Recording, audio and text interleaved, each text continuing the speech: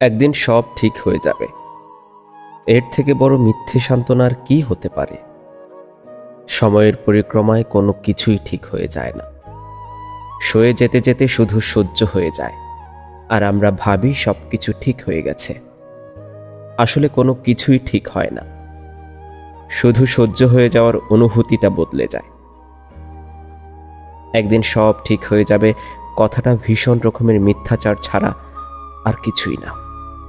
আসলে কোনো কিছুই ঠিক হয় না, সবকিছু আগের মতোই থেকে যায়। এটা হবারই ছিল, কিংবা ভাগ্যে যা আছে তাই তো হবে। ভাগ্যের লিখন তো আর খণ্ডানোর সাধ্য কারণেই।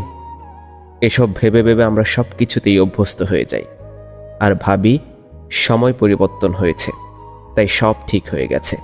কিন্তু না, কোনো কিছুই পরিবর্তন হয় না, বরং বলতে পারি পরিবর্তন হয়ে যাই আমরা নিজেরাই, আর ভাবি সব ঠিক হয়ে গেছে। একদিন সব ঠিক হয়ে যাবে।